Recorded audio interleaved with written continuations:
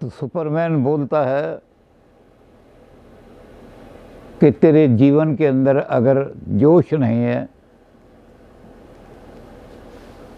तो तू संसार में अस्तित्व के योग नहीं है, क्योंकि इन्फीरियर्स जो हैं, ये सारा इवोल्यूशन का प्रोसेस इन्फीरियर्स को बिल्कुल निकाल देता है।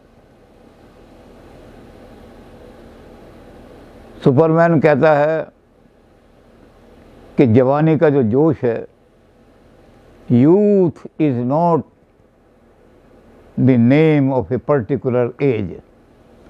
जवानी किसी आयु का नाम नहीं है कि हम 18 साल के बाद 30 साल तक जवान रहेंगे। It is a wave that comes, A thrill that comes from with in. जवानी तो एक थ्रिल का नाम है, जोश का नाम है, जो अंदर से आता है। When man seeks tragedies to enjoy them, आदमी खतरे मोल लेता है एंजॉय करने के लिए कि मैं जवान हूँ या नहीं हूँ। अगर वो आदमी खतरे मोल नहीं ले सकता, जवानी का मतलब ये है, मैन सीक्स ट्रेजेडीज, आदमी ढूंढता फिरता है। ज़रतुस्त कह रहा है, क्या तूने कभी ऐसा सोचा है कि मैं आकाश में उड़ करके किसी तारों को तोड़ लाऊं? क्या तूने कभी ऐसा सोचा है कि मैं समुद्र के अंदर कूद जाऊं और उसकी तह में जो छुपे हुए गौहर हैं, मोती हैं, जवाहरात हैं, उनको निकाल लाऊं? अगर नहीं तो you can not claim that you are young. जवानी तो वो है जिसमें ऊंचे ऊंचे विचार हों और टक्कर लेने की शक्ति हो। आदमी सोचता हो, हाथी से टक्कर ले लूं, मुक्का मार दूं हाथी के, चाहे हाथी के मुक्का नहीं मारा लेकिन मन में उसके विचार यही होंगे। तो जवानी वही है जब ट्रेजेडी खोजता फिरता है आदमी तूफान लेने के लिए। कहो ना खुदा से कि लंगर उठा दे, कहो ना खुदा से कि लंगर उठा दे, मैं तूफान की जिद देखना चाहता हूँ। ये है जवानी जो नित्शे कहता है, जवानी ये है। और ये जवानी जब ऊपर चढ़ेगी तो क्या होगा? ये superman will pass through the blood of the inferiors. ये अपनी बड़ाई को कायम करने के लिए कि मैं कितना महान हूँ, ये सैकड़ों जैसे लॉयन भेड़ को खा करके ही अपनी शक्ति को दिखा सकता है। ऐसे ही सुपरमैन क्या होगा कि इन्फीरियर्स को, इन्फीरियर के खून में से निकलता हुआ जाएगा। वो जो इन्फीरियोरिटी है उसको बिल्कुल ख़त्म कर देगा दुनिया से। शक्ति रहेगी दुनिया के अंदर, पावर रहेगी, विल टू पावर।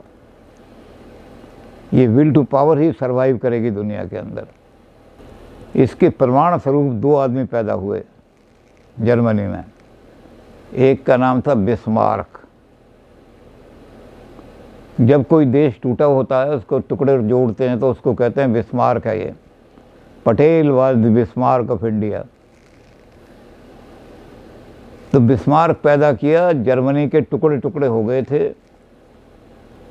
और वो अलग अलग रूस, बेल्जियम, इंग्लैंड, फ्रांस, ऑस्ट्रेलिया, ये लाइन ड्रॉ करने के लिए बैठे कि नए सिरे से हमें बाउंड्रियाँ तय करनी है। ये प्रांत हम तुम्हें दे देंगे, ये प्रांत हम तुमसे ले लेंगे। जब वो लाइन ड्रॉ कर रहे थे वहाँ सारे के सारे किंग बैठे हुए थे, बड़े बड़े। उनकी रक्षा के लिए, उनकी सुरक्षा के लिए बिस्मार्क को भेज दिया था। बिस्मार्क मिलिट्री मैन था, वहाँ सिक्योरिटी के लिए गया। जब वो लाइन खींचने पर झगड़ा करने लगे कि नहीं ये लाइन यहाँ से खींचेगी, तो सुपरमैन बोल उठा। बिस्मार्क ने तलवार निकाल ली। बिस्मार्क ने कहा कि आज तक जर्मनी की रेखाएं आपने खींचती हैं, आज जर्मनी की रेखा बिस्मार्क की तलवार खींचेगी।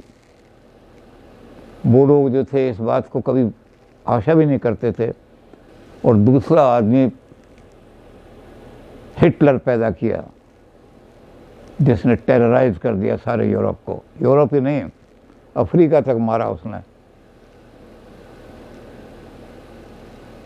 ये जो कल्पना है, ये बायोलॉजिकल इवोल्यूशन की कल्पना है। उस बायोलॉजिकल इवोल्यूशन में ऐसे लोग पैदा होंगे, क्योंकि बायोलॉजिकल इवोल्यूशन का सारा ही law survival of the fittest है। लेकिन भारत में जो कल्पना हुई है वो बिल्कुल इससे भिन्न है। भारत में सुपरमैन की कल्पना अरविंदो ने की। सुपरमैन आएगा, लेकिन सुपरमैन अभी हम माइंड तक पहुंचे हैं। अरविंदो कहते हैं बायोलॉजिकल इवोल्यूशन खत्म हो गया। निश्चय कहते हैं बायोलॉजिकल इवोल्यूशन चल रहा है। बंदरों से हम आदमी बने और आदमी से हम सुपरमैन बनेंगे। लेकिन अरविंदो कहते हैं अब बायोलॉजिकल इवोल्यूशन नहीं होगा, अब मॉरल इवोल्यूशन होगा, नैतिक एवोल्यूशन होगा, कल्चरल इवोल्यूशन होगा। और उसके लिए हमें तलवार उठाने की ज़रूरत नहीं पड़ेगी, हमें इन्फीरियर्स के ब्लड में से जाने की ज़रूरत नहीं पड़ेगी।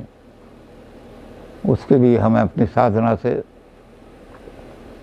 अध्यात्म शक्ति जागृत करनी पड़ेगी। उस अध्यात्म बल के आधार पर हम संसार को पराजित करेंगे। अब वो कहते हैं अब जो नया इवोल्यूशन होगा उसमें वो लोग मिट जाएंगे जो नैतिकता की दृष्टि से इन्फीरियर हैं, बायोलॉजिकली नहीं है। बायोलॉजिकल तो कीड़े मकोड़े बहुत हैं, सारे मिट जाने चाहिए थे अब तक। लेकिन जब नैतिकता में हम ऊपर उठेंगे, अध्यात्म शक्ति में ऊपर उठेंगे हम, तो जो इन्फीरियर हैं नैतिकता में, जो कल्चरली इन्फीरियर हैं, जिनके पास अध्यात्म शक्ति नहीं है, वो नष्ट हो जाएंगी सारी कल्चर। एक भी कल्चर नहीं रहेगी दुनिया के अंदर, सब खत्म हो जाएगी। और वो जो आदमी पैदा होगा वो बायोलॉजिकल इवोल्यूशन के द्वारा नहीं होगा, वो शिक्षा के द्वारा होगा। शिक्षा में हम नैतिक चरित्र इतने ऊंचे कर देंगे कि आदमी अध्यात्म साथ आके मिल जाएगा। आदमी सुपर माइंड में चला जाएगा, माइंड से ऊपर सुपर माइंड, और जो सुपर माइंड में जाएगा तो सीधा उसका गॉड से संबंध हो जाएगा।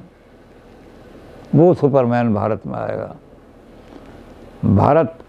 भारत के सुपरमैन की कल्पना आध्यात्मिक कल्पना है। भारत का सुपरमैन नैतिक कल्पना है। जर्मनी के सुपरमैन, नीत्शे का सुपरमैन बायोलॉजिकल शक्ति, शारीरिक शक्ति, इसलिए हम उसको कहते हैं एनिमल पावर पर खड़ा होगा नीत्शे का सुपरमैन। सांड होता है, कई बार तो अपने सींग से शेर को भी मार देता है। तो ये बायोलॉजिकल शारीरिक शक्ति जो है, इस पर खड़ा होगा जर्मनी वाला सुपरमैन। और हमारा भारत का जो सुपरमैन है वो नैतिकता पर, अध्यात्म बल पर खड़ा होगा। और हमारे अरविंदो कहते हैं अध्यात्म बल नैतिक बल से कहीं सुपीरियर है। नैतिक नहीं, उससे फिजिकल बल से। रावण को चुनौती देने वाला आदमी वो है जो एक गीध है। गीध रावण को चुनौती दे रहा है और रावण कांप जाता है। जिसके डर से दुनिया कांपती थी, लेकिन जब गिद्ध ने कहा रे रे दुष्ट ठाड़ किन होई, निर्भय चलसी जान नहीं मोई, तो रावण शारीरिक बल में दुनिया में बड़े से थे कि दुनिया उनके आगे कांपती थी। लेकिन जब नैतिक बल ने और आध्यात्मिक बल ने उनको चुनौती दी, तो रावण ने समझा कि इतना, ये तो कोई ऐसा इंद्र का वज्र मेरे ऊपर गिरा कहीं आकर के, रथ नीचे गिरा दिया उसका। तो अरविंदो कहते हैं कि सुपरमैन जो होगा वो जर्मनी वाला सुपरमैन नहीं होगा, वो टायरेंट होगा। एनिमल पावर होगी उसके अंदर, बायोलॉजिकली वो सुपीरियर होगा।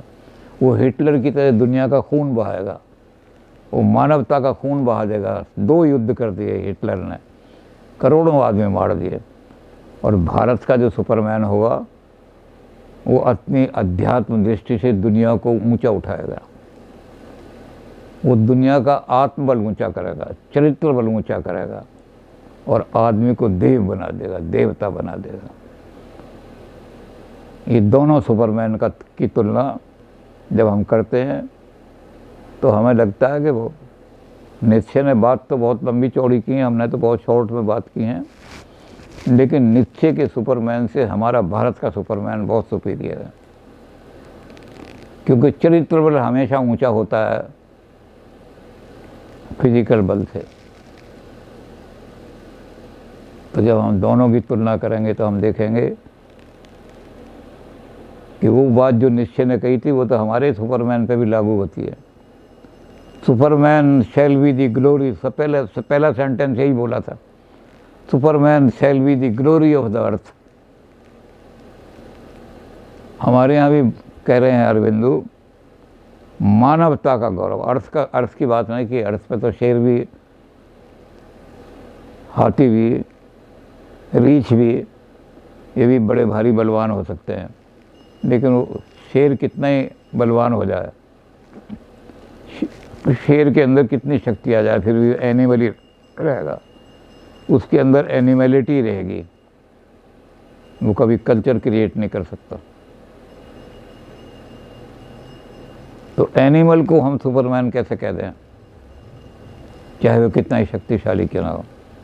इसलिए हम हिटलर को भी कहते हैं कि Hitler was the terror of humanity, मानवता का टेरर, आतंक फैलाने वाला था, सुपरमैन नहीं था वो। सुपरमैन हमारे यहाँ से ही पैदा होगा, हिंदुस्तान से, जो दुनिया का कल्याण करेगा एक एक व्यक्ति को। हालांकि ये भी कह रहे हैं, अरविंदो भी कह रहे हैं कि जो मॉरली, नैतिक दृष्टि से, चारित्रिक दृष्टि से, अध्यात्म दृष्टि से इन्फीरियर होंगे, वो सब के सब नीचे रह जाएंगे, वो इसी तरह रह जाएंगे जैसे बंदर हमारे सामने रह गए, लेकिन वो फिजिकली नहीं रहेंगे। तो हम जब दोनों की तुलना करते हैं तो हम कहते हैं कि सुपरमैन अगर पैदा होगा तो भारत में पैदा होगा। रियल सुपरमैन जो होगा वो भारत का होगा, वो टायरेंट सुपरमैन, वो खून बहाने वाला नहीं होगा। वो भीड़ को भी कोशिश करेगा कि भीड़ में भी किसी तरह से मानवता आ जाए। जानवर को मानव बनाने वाला भारत का सुपरमैन होगा। जितने भी जानवर लेवल पे, एनिमल लेवल पे जितने भी एग्जिस्ट कर रहे हैं, वो सबको मॉरल ट्रेनिंग दे करके ऊंचा उठा देगा, उनको इंसान बना देगा। तो हम दोनों की तुलना करते हैं और दोनों की तुलना में निष्कर्ष निकाल देते हैं कि हमारा सुपरमैन नीत्शे के सुपरमैन से बहुत सुपीरियर है।